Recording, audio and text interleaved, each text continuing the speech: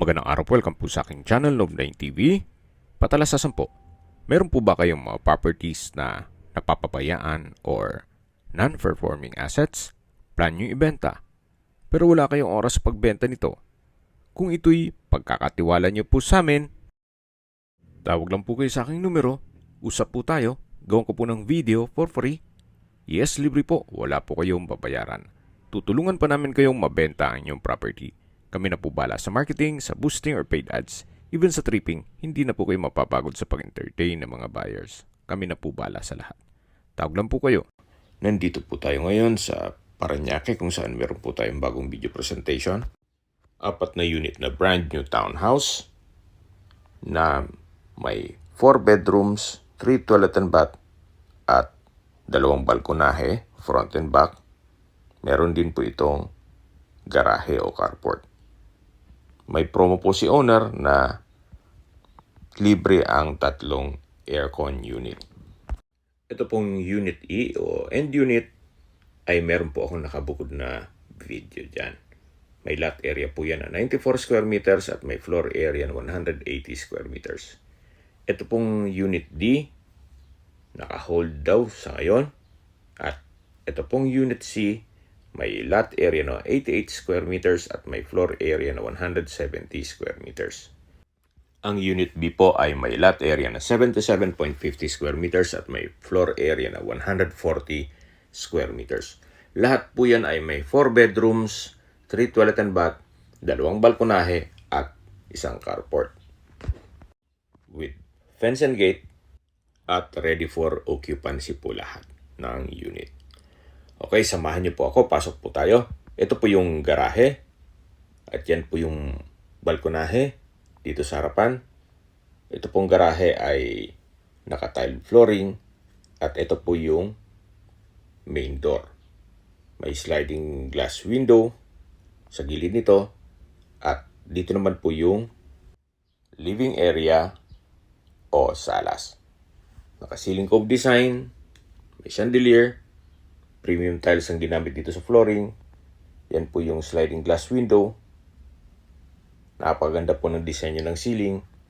At pulido po ang pagka-pintura. Quality po ang pagkagawa.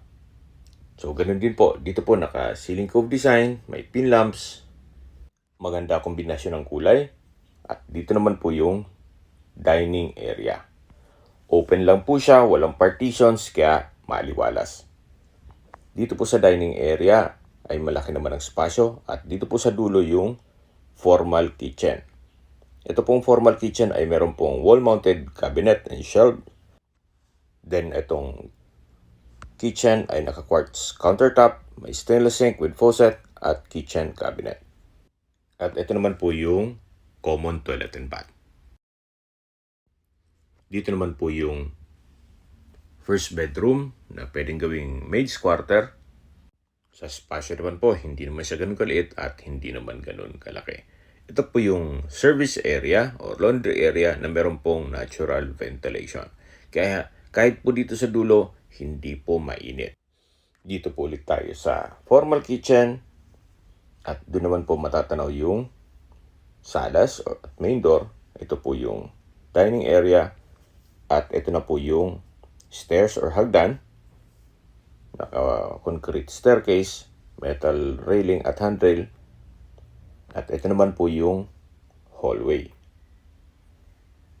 Yan po yung 2 kwarto sa dulo na may access ito sa likod na balkonahe. Ito po yung unang kwarto na may present ko sa inyo. May wardrobe, from floor to ceiling po yan. Naka-tile flooring. Okay naman ang pintura. Then may access door dito. Papunta dito sa likod na balkonahe o terrace. Ito po yung tinutukoy ko kanina na natural ventilation papunta sa service area. Yan po yung kabilang kwarto. Mamaya pa pupuntahan natin yan. So dito po sa likod, napakalaki pa po ng espasyo. Balik po ulit tayo dito sa loob.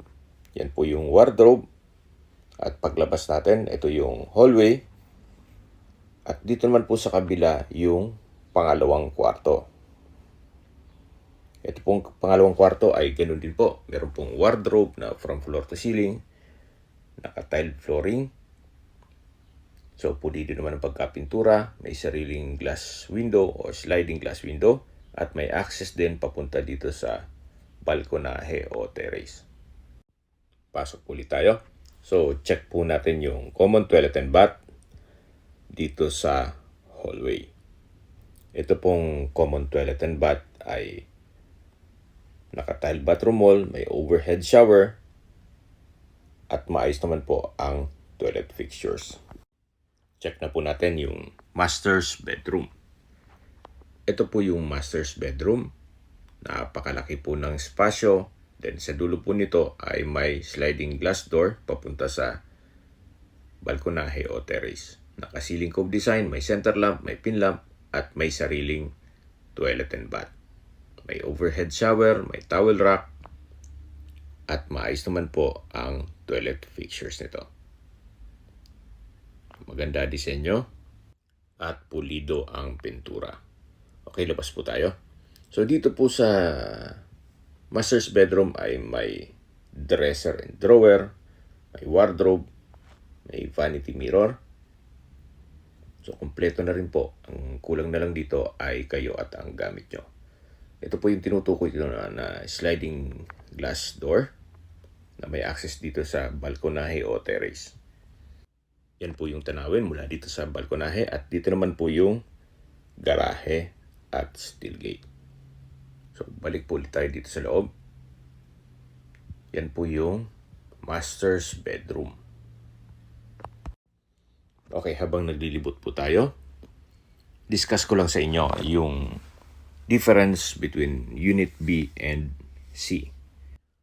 Same concept, modern design, even yung floor plan, may 4 bedrooms, 3 toilet and bath, at 2 balkonahe.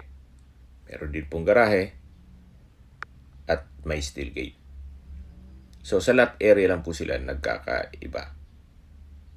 Ito pong Unit B ay 77.50 square meters at may floor area na 140 square meters.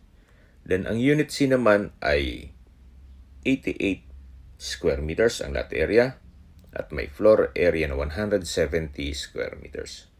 So ganun din po. Meron po siyang 4 bedrooms, 3 toilet and bath, may carport, at 2 balkonahe. Front and back din po yan. So ganun din po ang disenyo ng loob. Naka-ceiling cove design, may pin lamps, may center lamps, premium tiles ang ginamit dito sa flooring, at pulido rin po ang pagka-finish. Napakaganda po. So ganun din po ang setup sa formal kitchen. Naka-quartz kitchen countertop, meron pong wall-mounted cabinet and shelves, at meron pong kitchen cabinets. Meron din po itong common toilet and bath, at meron din pong maid's quarter. Okay, sa presyo na po tayo. Itong Unit E ay 9.4 million pesos and unit po yan. Unit D naka-hold. Ang Unit C ay 8.9 million pesos at ang Unit B ay 8.3 million pesos. So open po yan for bank financing, pero mas maganda na po kung may cash lang naman kayo. I-cash nyo na para wala kayong iniintindi ng monthly amortization. Sa distance, location at travel time portion na po tayo. Mula po sa main highway or Sukat Road, ang distance is 1.4 kilometers at ang travel time is 6 minutes. Nandun na po ang mga business establishments gaya ng fast food, banks, drugstore, hardware, at hospital.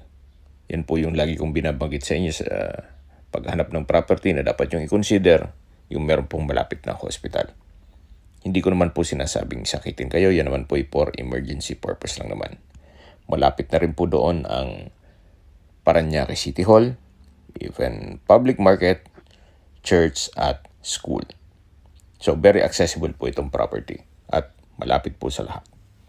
Mula naman po sa Sukat Skyway Ramp, ang distance is 3.8 kilometers at ang travel time is 12 minutes.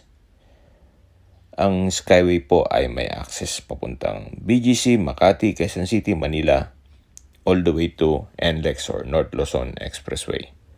At kung manggagaling naman po sa airport, ang distance is 12 kilometers at ang travel time is 34 minutes. Kung may mga katanungan po kayo or gusto magpasat ng tripping dito sa property to, tawag lang po kayo sa aking numero. At sa mga kababayan naman natin sa ibang bansa, meron po akong Telegram sa mga iPhone user man, may iMessage, meron din pong Imo, Skype, Viber at WhatsApp. Same number lang po, 0917-316-3399. Sa mga nagtatanong naman po ng aming Facebook, meron po aming Facebook page na Nov9TV at Facebook Real Video. Meron din pong TikTok at Instagram. May ibang YouTube channel po kami, the Nov9TV channel, Nov9TV Listings, Nov9TV On The Spot, Nov9TV Updates, at Nov9TV House Rental. Sana po naibigyan nyo ang video presentation. Paki-like and subscribe na lang po sa aking channel para ma-update din po kayo sa aking future listings. Kung sakali po hanap nyo yung mas malaking sukat ng lupa, meron din po kami ibang listings na pwede nyong pagpilian. Huwag po kayong mag-atubiling tumawag sa amin. Then, let us know your budget para malaman namin kung anong property pwede naming ilog sa inyo. Sa lahat pong viewers, subscriber at nagtiwala po sa amin, salamat po sa suporta. Ingat po kayo lagi at yung pamilya. Maraming salamat po.